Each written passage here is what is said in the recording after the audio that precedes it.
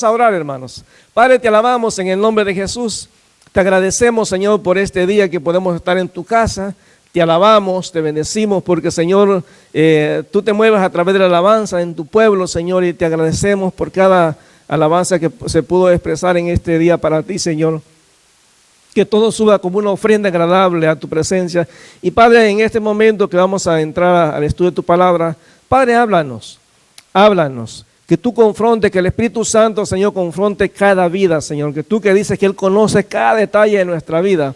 Hoy, Señor, nos pueda hablar a nuestra vida y que podamos, Señor, tomar decisiones de acuerdo a lo que tu palabra nos dice, Señor. Te damos gracias en el nombre de Jesús. Amén. Bueno, seguimos con el tema del libro de Ageo. Vaya conmigo, por favor, al libro de Ageo. Ya la hermana Carolina empezó el primer tema y nos hablaba de la importancia de reconstruir el templo. Y fue un tremendo mensaje. Y hace como 15 días veíamos el hecho de que en el centro, en todo el libro de Ageo, que es un libro chiquitito de 2 capítulos, el profeta da 4 mensajes al pueblo. Recuérdense que si uno se establece en el aspecto histórico de cuándo estaban pasando estas cosas, es importante entender que Ageo y Zacarías, que son 2 profetas que estaban ministrando en ese tiempo, son los penúltimos profetas. Ellos habían regresado de Babilonia, del cautiverio, y entonces ellos, cuando regresan a Jerusalén para reconstruir el templo, se dan cuenta que el pueblo está tan enfocado en construir sus casas, están enfocados en sus propias necesidades y han dejado la casa de Dios abandonada. Dios llama al pueblo a que vuelva y le dé la importancia que la casa de Dios tiene. Y entonces el pueblo decide realmente obedecer a Dios, y todo el capítulo 1 nos habla de eso. Pero yo quiero llevarlo al otro libro que habla exactamente lo mismo. Porque cuando usted va conmigo al capítulo 3 de Esdras, Esdras está contando exactamente lo mismo que Ageo y que Zacarías, pero es interesante que en el caso de Esdras nos da una visión totalmente diferente a lo que nos da Esdras. Y es interesante porque cuando usted va a ver lo que vamos a ver ahorita en el libro de Esdras, Esdras escribe lo que se ve a simple vista, pero Ageo nos dice lo que solo Dios puede ver. Y eso es impresionante, pero cuando yo veía la comparación, porque son 2 personas. Es claro, esta está contando algo que es histórico. Pero en el caso de Ageo, él estaba ahí y Dios le muestra a Ageo lo que está pasando en el pueblo. Entonces vaya conmigo al capítulo 3 de Esdras, capítulo 3, versículo 8. Versículo 8. Dice ahí en este pasaje, dice cuando estaban, recuerden, reconstruyendo el templo, en el capítulo 3, versículo 8, dice: en el año segundo de la venida a la casa de Dios en Jerusalén, en el mes segundo, comenzaron Zorobabel, hijo de Salatiel, Yeshua, hijo de Josadac, y otros sus hermanos, los sacerdotes y los levitas, y todos los que habían venido de la cautividad a Jerusalén, y pusieron a los levitas de 20 años para arriba para que activasen la obra de la casa de Jehová. Empieza otra vez el sacerdocio. Y es interesante que en este momento el templo empieza la construcción, y en el versículo 10 dice que cuando los albañiles del templo de Jehová echaban los cimientos, pusieron a los sacerdotes vestidos de sus ropas y con trompetas, y a los levitas hijos de Asaf con címbalos, para que alabasen a Jehová según la ordenanza de David, rey de Israel. Había alegría porque el templo se estaba empezando a reconstruir. Era el momento, día 1, donde empezaba la reconstrucción del templo. Y ve la actitud del pueblo, versículo 11.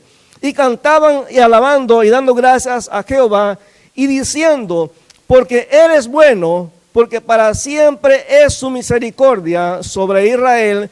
Y todo el pueblo aclamaba con gran júbilo, alabando a Jehová, porque se echaban los cimientos de la casa de Jehová. La gente estaba contenta porque el templo otra vez estaba reconstruyendo. Recuérdese, el templo era el centro de lo que era el movimiento del pueblo. El templo simbolizaba la presencia de Dios y el templo había sido destruido. Y Dios le ordena al pueblo que lo reconstruya.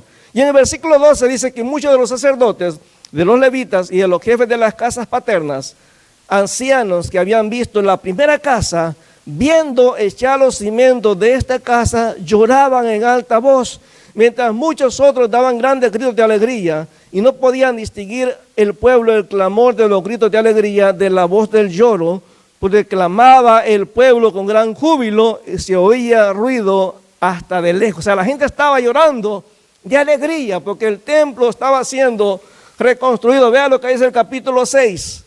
capítulo 6, siempre de Esdras, versículo 22. Dice, y celebraron con regocijo la fiesta solemne de los panes sin levadura 7 días, por cuanto Jehová los había alegrado y habían vuelto el corazón del rey de Asiria hacia ellos para fortalecer sus manos en la obra de la casa de Dios, del Dios de Israel. La gente estaba alegre.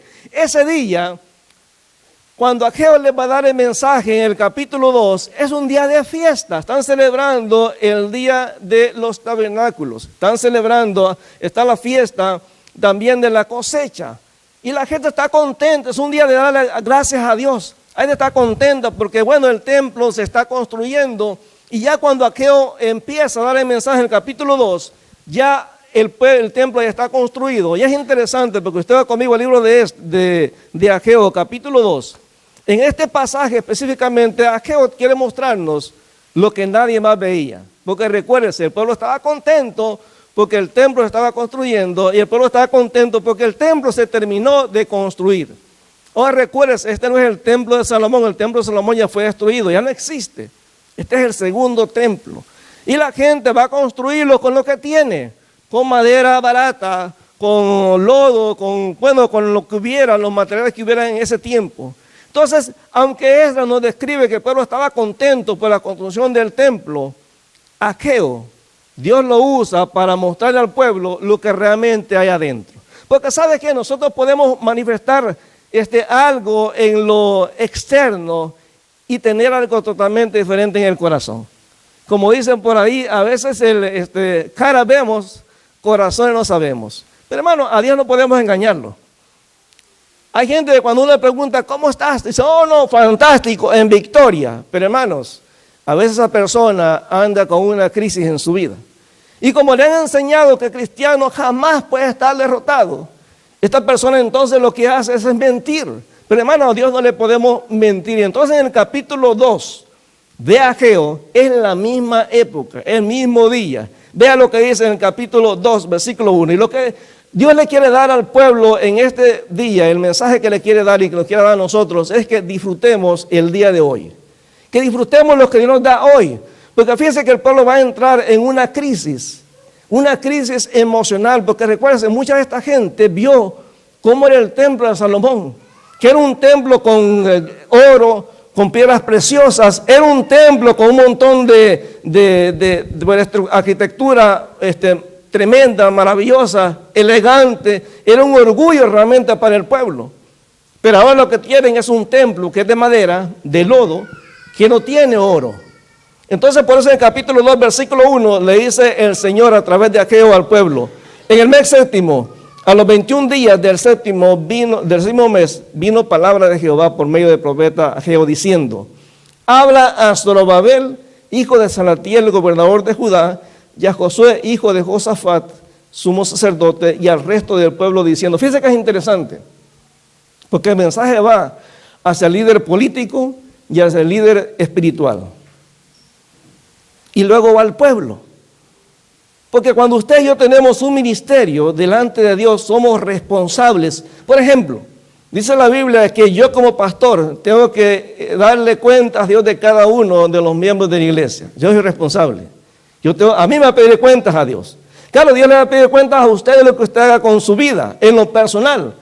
Pero a mí me va a pedir cuentas de cada persona en la iglesia. Entonces por eso el mensaje llega al líder político, al líder religioso y luego a todo el pueblo. Y ve el mensaje que Dios le da al pueblo. Recuérdese, el pueblo está celebrando, está contento. Pero todo es, como dicen, del diente al labio, porque en el versículo 2 dice, habla ahora a Zorobabel, hijo de Salatiel, gobernador de Judá, y a Josué, hijo de Josadat, y somos sacerdotes, y al resto del pueblo diciendo, ¿quién ha quedado entre vosotros que hayan visto esta casa en su gloria primera? ¿Y cómo la veis ahora? ¿No es ella como nada delante de vuestros ojos? Y usted dice, espérate, esta gente está celebrando porque el templo se construyó. Pero Dios sabía que en el corazón de esta gente había tristeza. Que en el corazón de esta gente estaban viendo esa casa que habían construido para Dios como algo que tenía poco valor. La gente puede verte saltar y gritar, pero Dios sabe realmente lo que hay adentro. Y por eso Dios le quiere enseñar al pueblo, hermano, que no podemos estar viviendo dependiendo de lo que pasó en nuestra vida en el tiempo anterior. No podemos estar viviendo al pasado, tenemos que dejar el pasado allá atrás. Tenemos que entender que para Dios, hermano, lo más importante es lo que está pasando en este momento. ¿Sabe cuánta gente he encontrado aquí en Montreal diciéndome, pero es que en mi país yo tenía esto y lo otro? Pero es que antes las cosas eran diferentes. Bueno, yo le digo, ya a veces yo también me pongo a pensar, y bueno, antes, y usted a lo mejor usted me dirá amén porque le pasa lo mismo. Antes, cuando yo tenía 20 años tenía salud. Antes, cuando yo tenía 20 años tenía fuerza. Antes, cuando tenía 20 años tenía todos mis dientes. Antes, cuando tenía 20 años tenía buena vista. Antes, pero hermano, el pasado ya pasó. No importa cuánto usted anhele el pasado, ya no puede regresar a la juventud, hermano, no se puede. Hay relaciones que ya se cortaron, no puede volver al pasado. Ya no las puede otra vez restablecer relaciones. Hay cosas que ya se perdieron. Hay situaciones que ya no se pueden volver a cambiar. Entonces es interesante que aunque el pueblo había obedecido a Dios en construir el templo, el pueblo seguía anhelando lo que había visto en el pasado. Y menospreciaban lo que Dios les permitía construir ahora. Dios no les había pedido que construyeran un templo como el de Salomón. Dios les había pedido que construyeran un templo de acuerdo a los recursos que tenían en ese momento. Dios no te pide que hagas milagros, porque los milagros solamente los hace ¿quién? Entonces, ¿para qué le pide? ¿Por qué usted piensa que Dios está pidiendo que usted haga milagros? Hermano, las cosas imposibles solamente las hace Dios. Entonces tenemos que empezar a darle gracias a Dios por lo que tenemos ahora. Nos quejamos por lo que tenemos ahora. Hermano, dele gracias. Hay gente que quisiera tener, ¿sabe cuánta gente está en la frontera sur de Estados Unidos, tratando de entrar a Estados Unidos, y les gustaría estar en el apartamento en el que usted está, y no pueden? ¿Sabe cuántos colombianos han regresado en estos últimos días? Creo que eran 7,000 colombianos. Han regresado reclamando porque en Estados Unidos los han tratado como animales, los han maltratado. Oiga, 25,000 haitianos. En Haití no hay nada, hermano. Y usted se queja porque está en un apartamento. Y dice, este apartamento está tan feo el color. Hermano, hay gente que quisiera comerse el plato de comida que usted tiene. Usted si no tiene plata, va a un centro acá de ayuda comunitaria y le dan comida. Aquí el gobierno le manda un cheque de bienestar social y usted se queja. Y a veces despreciamos la bendición de Dios porque no nos damos cuenta de que hay gente que no tiene, hermano. Bueno, usted no puede regresar al pasado. El pasado ya se fue. Ya no podemos. Y mire, y el pasado no es que sea malo. Lo malo son las cosas que pasaron en nuestra vida en los tiempos anteriores. Hubo tiempos de dolor, hubo un tiempo de crisis, hubo un tiempo de enfermedad, hubo tiempo de dolor, de ser herido. Claro que sí. Pero el pasado nos da una lección importante porque el pasado nos enseña a cómo no hacer las cosas. Dice un dicho por ahí que no hay peor ciego que cae 2 veces en el hoyo. Yo les contaba la otra vez que nuestro perro es ciego. Y cuando lo trajimos a la casa tenía como 2 años, creo, más o menos. Tenemos desde el 2010. Y el perro, como nosotros tenemos gradas que van hacia el sótano, hacia su sol, el perro siempre, por seguir a Marali, se acercaba a la grada y él no percibía el que estaba en la grada y se caía. Solo escuchábamos el perro que iba rodando y caía, se levantaba todo atontado, pero pues ya nunca se le pasó nada. Pero con el tiempo, a pesar de que el ciego, él sabe que ahí están las gradas ahora. Trate usted de acercar a la grada, él no le hace así, ¿ve? Porque no quiere que lo acerquen, porque él sabe que si se acerca a la grada, se va a caer. No importa que vaya a Marali para abajo, él no la va a seguir. Yo me pregunto, ¿por qué un perro aprende y nosotros no? El pasado nos recuerda que si tomamos las mismas decisiones que tomamos en el pasado, vamos a tener los mismos resultados. Pero el pasado también es bueno, porque ¿sabe qué? En el pasado yo me recuerdo todas las veces que Dios me ha bendecido. Yo me recuerdo todas las veces en las que Dios me ha sanado. Yo me recuerdo todas las veces en las que Dios ha provisto para mis necesidades. O sea, sí, el pasado es bueno, pero no puedo estar viviendo del pasado, porque el pasado nadie más tiene control. Tengo control de lo que está ahorita en este momento. Ahora, otra vez, Dios no espera que hagamos milagros. Los milagros solamente los hace Dios. Ahora recuerden, el templo de Salomón fue bonito. Tuvo muchas cosas valiosas, oro, piedras preciosas. Pero el pueblo, a pesar de ver la bendición de Dios de permitirles construir el templo, están amargados. Vean cómo les dice el Señor ahí en el versículo 2. ¿Quién ha quedado entre vosotros que hayan visto esta casa en su gloria primera? ¿Y cómo la veis ahora? No es ella como nada delante de vuestros ojos. ¿Saben por qué? Porque la gente estaba concentrando en la casa, no en Dios. Bueno, lo que le da valor a este lugar no es que esté bien bonito decorado. Lo que le da valor a esta casa es la presencia de Dios. Eso es todo. Nosotros podemos tener todos los achaques del mundo, pero ¿sabe lo que le da valor a nuestra vida? La presencia de Dios en nuestra vida. Eso es lo que le da valor. Porque hay mucha gente sana que tiene todos los recursos por tener en el mundo y vive una vida vacía, una vida sin sentido, una vida que no vale la pena vivir. Entonces no siempre es malo el pasado. Podemos tener buenos recuerdos del pasado, nos recuerda la fidelidad de Dios, pero a veces estamos tan obsesionados con el pasado que nos evita disfrutar el presente. El pueblo no veía la bendición que tenían de ver el templo de Dios otra vez, porque para ellos lo más importante era la opulencia, no la presencia de Dios en el templo. Y es impresionante porque el Señor en este momento, sabiendo lo que siente el pueblo, mire, a mí me fascina la paciencia de Dios. Porque a partir del versículo 4, el Señor les empieza a decir varias cosas al pueblo, que el pueblo como que se le ha olvidado. Les recuerda varias cosas que el pueblo tiene que tener en cuenta. Hermano, el tiempo no cambia como es Dios. Dios sigue siendo el mismo ayer, hoy y por los siglos. Las circunstancias pueden cambiar, pero Dios no cambia. En el versículo 4 dice, pero ahora, Zorobabel, esfuérzate, dice Jehová, esfuérzate también Josué, hijo de Josadat, sumo sacerdote, y cobrad ánimo, pueblo todo de la tierra, dice Jehová, y trabajad, porque yo estoy con vosotros, dice Jehová de los ejércitos. Primer cosa que Dios le dice al pueblo para que no se desanime en el tiempo presente, oiga, yo sigo estando aquí, yo no me he ido a ningún lado. Sí, pasaron 70 años de cautiverio porque fueron rebeldes. Bueno, que hablamos hace 15 días, que Dios les mandó al pueblo que meditara. Cuando fueron rebeldes, Dios los castigó, hermano. Yo siempre digo que Dios es fiel en dos sentidos. Y ustedes tenemos que entender esa fidelidad de Dios en lo negativo y en lo positivo. En lo negativo, cuando Dios dice, el alma que pecare, esa morirá. Hermano, no se aferre la gracia de Dios. Porque Dios es claro, el alma que peca se va a morir. Lo crea usted o no lo crea. Esta semana me enseñaba Marali unos videos. Hermano, un montón de gente que cree un montón de cosas de Dios que uno dice, pero ¿de dónde sacaron eso? Hay gente que dice que Jesús era, ¿qué? Binario. Que Jesús era transexual.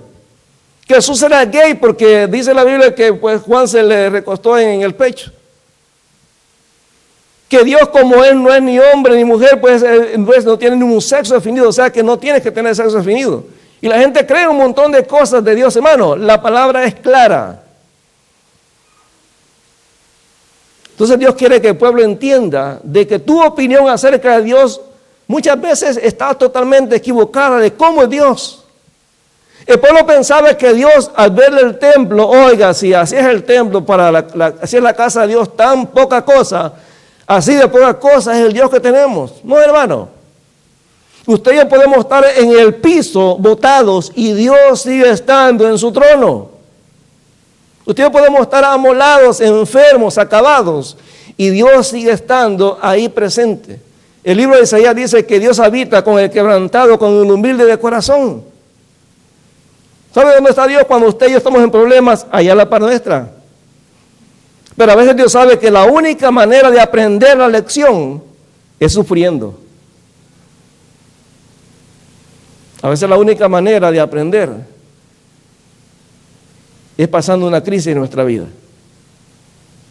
¿Sabe cuánto hombre valora a su esposa cuando la pierde?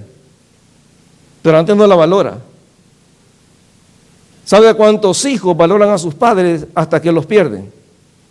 Porque a veces nos damos cuenta de lo que tenemos hasta que lo perdemos. Dios quiere que el pueblo entienda que, hermano, no importa las circunstancias que estén pasando alrededor de nuestra vida, Dios sigue estando ahí. Y vean lo que Dios le dice al pueblo, que lo que tiene que hacer al darse cuenta de la presencia de Dios. Número 1, ahí en el versículo 4, esforzarse. Hermano, el estar en la presencia de Dios aquí en nuestra vida no significa que las cosas van a ser fáciles. Hay cosas que solamente yo puedo hacer. Hay cosas que Dios no va a hacer, porque Dios espera que usted lo haga. Por ejemplo, Dios te puede dar comida, te puede dar provisión para comprar comida, pero hermano, Dios no va a bajar del cielo y mandar un ángel a que te cocine, tienes que cocinarlo tú. O sea, Dios puede proveerte sanidad y muchas veces Dios te sana de una manera milagrosa o te sana a través de los médicos. Entonces tenemos que entender que la presencia de Dios nos anima a que tenemos que esforzarnos para que las cosas sucedan. También dice ahí en el versículo 4, esfuérzate, dice Jehová, esfuérzate también Josué. Dice, y cobrad ánimo. Oiga, anímese. Las cosas pueden estar muy difíciles, pero Dios sigue estando acá. Tranquilos, tranquilos. Puede ser que yo no vea solución en este problema en este momento, pero oiga, Dios sigue estando acá. Tengo que animarme. Y dice al final en el versículo 5, según el pacto que hice con vosotros cuando saliste de Egipto, así mi espíritu estará en vosotros, en medio de vosotros, no teman. ¿Sabe dónde está el Espíritu de Dios cuando usted está contento? En usted. ¿Sabes dónde está Dios cuando usted está en problemas? En usted. ¿Sabe dónde está Dios? ¿Dónde está el Espíritu de Dios cuando usted está enfermo? En usted. ¿Sabe dónde está Dios cuando una persona está en el lecho de muerte ya con los últimos momentos de su vida? En usted. Hermano, Dios nunca se ha ido, ni nunca se va a ir.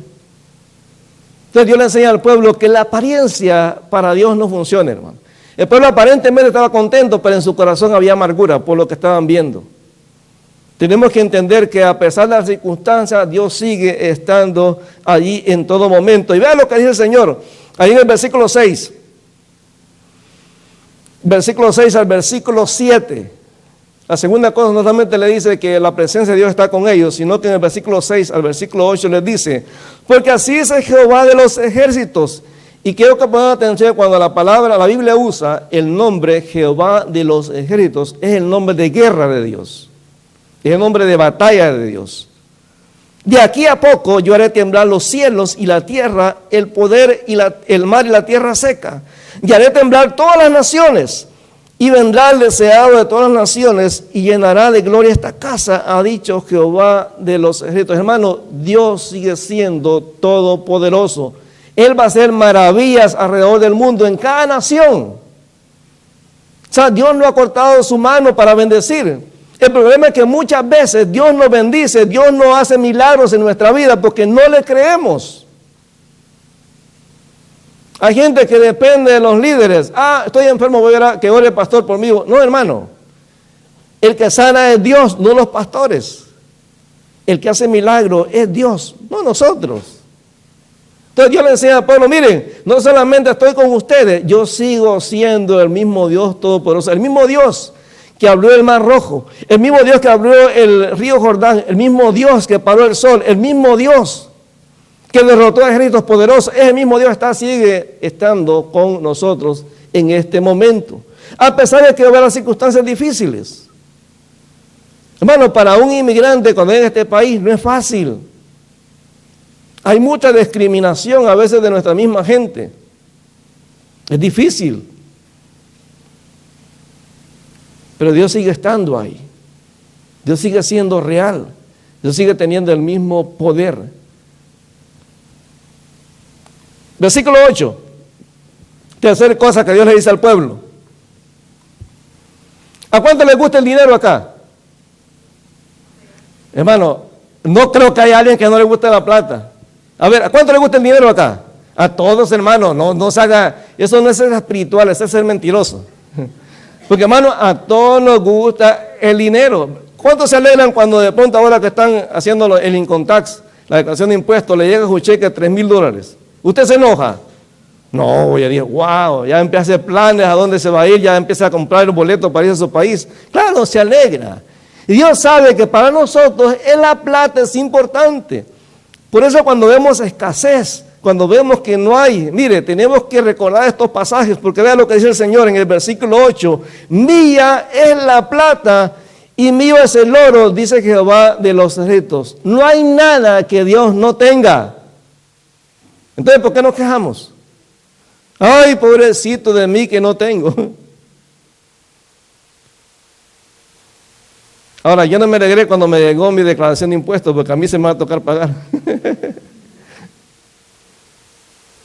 Mira, hermano, Dios provee. Y yo siempre he dado testimonio que a lo largo de nuestra vida pastoral hemos tenido momentos en los cuales no hemos tenido que comer, aunque no lo crean. Y Dios ha sido fiel. Yo he contado varias experiencias donde hemos visto la mano de Dios sin siquiera orar. Porque a veces uno es orgulloso y dice, no, yo no voy a... Porque quiero que arreglar las cosas, hermano. Y Dios es soberano, mire, hemos visto tantas veces. Me acuerdo una vez que mi esposa se había ido en ese tiempo solamente estaba Anthony. Anthony tenía como un año más o menos. Y él se fue a México de vacaciones, se fue 45 días. Y me quedé yo solito en el apartamento. Y lógico, pues yo lo único que sabía hacer era huevo duro, huevo frito, las sopas maruchas y ese tipo de cosas. Ese era mi menú. Y me acuerdo que un día alguien tocó, yo no tenía pues qué cocinar en ese día y estaba pensando ir a la tienda a comprar. Cuando alguien tocó la puerta, entonces salgo y no había nadie en el pasillo, pero había una bolsa colgada allí en el picaporte, en el pasaporte de la puerta. Y había unas arepas colgadas, calientitas. Yo me imaginé que era la vecina, que era de Venezuela. Pero hermano, así es Dios. Yo no me puse al piso llorando diciendo, Señor, quiero unas arepas. No, ahí estaban las arepas. Hermano, mire, y tantas veces en las que hemos visto la mano de Dios, leyendo. A veces a lo mejor con escasez económica llega un cheque del gobierno y uno dice, bueno, pues ¿y este cheque de dónde apareció, hermano? Es así, es la mano de Dios proveyendo. He visto aún personas que en un momento de necesidad se ha acercado a mí y me dice, hermano, mire, me da la mano y ahí va el billete. Hermano, que Dios le bendiga. Mire, Dios me dijo que le diera esto. Yo digo, ay, Señor, dile más seguido. Hermano, así es Dios. O sea, Dios dice, mía es la plata, mía es el oro. O sea, ¿por qué te quejas? ¿Ustedes creen que el templo que estaban haciendo así con material barato era porque Dios no tenía el recurso? No, hermano, más adelante Dios mueve todo eso, todos los recursos para que el oro y la plata lleguen, porque más adelante Dios mueve el corazón del rey de Babilonia para que mande todo el oro necesario para construir el templo. Sí, hermano, Dios le muestra al pueblo que Dios sigue estando en control. Y el versículo 9 le dice, la gloria postrera, o sea, la gloria que va a venir después de esta casa, será mayor que la primera. Es decir, la gloria en el templo de Salomón dependía de lo majestuoso que era. El oro, la plata, las piedras preciosas que estaban en el templo. Era impresionante. Pero ¿sabe dónde estaba la gloria de Dios en ese templo? Estaba en el lugar santísimo. La gente no tenía acceso a ese lugar. El sumo sacerdote podía entrar una vez al año al lugar santísimo, a la presencia de Dios, al lugar santísimo, una vez al año. A pesar de lo grandioso que era el templo, la gente común no tenía acceso a la gloria de Dios. No podía, ni siquiera los sacerdotes. Pero aquí viene la promesa al pueblo que ese templo que ven todo acabado, que no tiene mayor elegancia, la gloria de ese templo va a ser mayor. Ahora, ¿cómo se cumplió eso? Sencillo. Ese templo más adelante se convirtió en el templo doblemente en cuestión de grandeza, más grande que el templo de Salomón, es lo que se llama el templo de Herodes. Ahora, en el templo de Salomón, la gloria de Dios estaba en el lugar santísimo. En el templo de Herodes, fue Dios mismo caminando en medio de la gente en ese templo que la gente estaba menospreciando. Más adelante Jesucristo mismo caminó por ese templo. No era Dios encerrado en el lugar santísimo, no, era Dios caminando en medio de la gente pobre, en medio de la gente que no tenía acceso al lugar santísimo. Tenemos que aprender, hermano, que la manera de ver las cosas de Dios es diferente a la manera que tenemos de ver nosotros. Lo que usted a lo mejor está viviendo en este momento, dicen, ay, no, es tan difícil, ay, no sirve. Hermano, Dios siempre tiene grandes cosas para nosotros, démosle tiempo. Recuérdense, Dios es un Dios de imposibles. Para Dios no hay nada que sea imposible. Se cumplió, y dice la Biblia aquí en Juan capítulo 1, versículo 14. Recuérdense, en el templo de Salomón estaba la gloria de Dios en el lugar santísimo, pero mira lo que dice Juan 1:14. Y aquel verbo, o sea Jesús, fue hecho carne. Y habitó, hermano, ¿dónde? Entre nosotros, no en el templo encerrado. Y vimos su gloria, gloria como del unigénito del Padre, lleno de gracia y de verdad. ¿Por qué Dios le manda ese mensaje al pueblo? Porque el pueblo estaba tan atado a la opulencia y la riqueza del pasado, que veía la pobreza del presente como una maldición de Dios. Hermano, Dios no ha terminado de ser poderoso. Dios no se ha alejado de nosotros en el momento de la crisis. Dios sigue estando acá. Y mire, yo no sé cuál es la necesidad que usted está pasando en este momento. Pero la Biblia nos enseña que Dios sigue teniendo tanto poder para sanar y cambiar las cosas como lo tenía antes.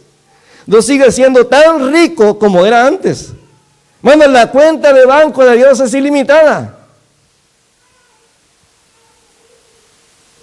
Mírese la plata y el oro.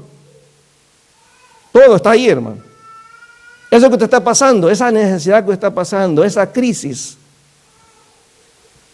a Dios no le sorprende y a Dios no le asusta. Dios quiere que entendamos que hay que aprender a disfrutar el presente, porque lo único que tengo en mi mano es el día de hoy. ¿Cuántos de ustedes me garantizan que el día de mañana van a estar vivos? Bueno, disfrútenlo hoy. Disfrute el día de hoy, disfrute a su familia, disfrute lo que tiene.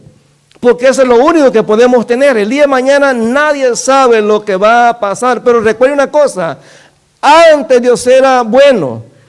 Dios es bueno hoy y va a ser bueno mañana. Dios era rico antes, es rico hoy y va a ser rico mañana. Dios era poderoso antes, es poderoso hoy y va a ser poderoso mañana. Entonces, ¿dónde tiene que estar mi confianza? En Dios. Ahora, yo no sé cuál es su necesidad con la que ha venido en este día. Pero atrás de esa cara que usted pone de alegría, Dios conoce su corazón. Y Dios quiere que usted se quite esa careta y le diga, Señor, soy yo, Señor. Tú sabes lo que realmente estoy sintiendo en este momento. Y sabe que no le interesa lo que los demás digan. Porque a lo mejor esa persona que lo critica no se quiere quitar la careta. Quítesela a usted. Y deje que Dios haga el milagro que solamente Él puede hacer. Señor, te damos gracias en el nombre de Jesús. Mi Dios, gracias por lo bueno que eres, Señor. Gracias porque tú eres el alfa y el omega, Señor, el principio y el fin. Padre, gracias porque en medio de todas las situaciones que podemos estar pasando, Señor, a pesar de que nuestros ojos físicos puedan ver, Señor, tristeza, puedan ver soledad, puedan ver enfermedad, puedan ver limitación económica, Señor, tú no has cambiado. Tú sigues siendo el mismo hoy y siempre. Y Padre, tú conoces a cada uno de los que estamos acá, mi Dios. Espíritu Santo, tú conoces a cada uno de los que estamos acá o de los que están conectados en las redes sociales. Señor, ayúdanos a entender que tú no has cambiado, que tú sigues siendo el mismo, que tú estás ahí cerca, Señor, que no te has alejado de nosotros, que tu riqueza, Señor, material no ha cambiado. que tu interés por nosotros no ha cambiado, que tú sigues siendo tan bueno como fuiste antes, Señor. Que somos a veces nosotros que no nos damos cuenta de que tú sigues obrando cada día en nuestra vida, Señor. Ayúdanos, Señor, a entender que nada ha cambiado, Señor. Gracias, Señor, porque tú eres el alfa y el omega, el principio y el fin, Señor. Queremos que nuestra vida sea, Señor, tomada por ti. Gracias, Señor, en el nombre de Jesús. Gracias, Señor, en el nombre de Jesús. Amado hermano, ahí donde estás, esa tristeza, esa ansiedad que sientes, ese desánimo, tráelo a los pies del Señor y dile: Señor, aquí estoy. Necesito tu fortaleza. Necesito tu ánimo, Señor. Señor, mi fe flaquea. Ayúdame, Señor. Señor, tú sabes que a veces siento que ya no puedo más. Que lo más fácil sería tirar la toalla, Señor, y dejar todo perder. Pero Padre, hoy en el nombre de Jesús, yo te pido que tú hagas el milagro que te he estado pidiendo, Señor. Señor, toca nuestra vida, Señor. Gracias, Señor, en el nombre de Jesús. Dígaleselo al Señor, dígale: Señor, tú eres bueno, Señor. Gracias, Señor, en el nombre de Jesús.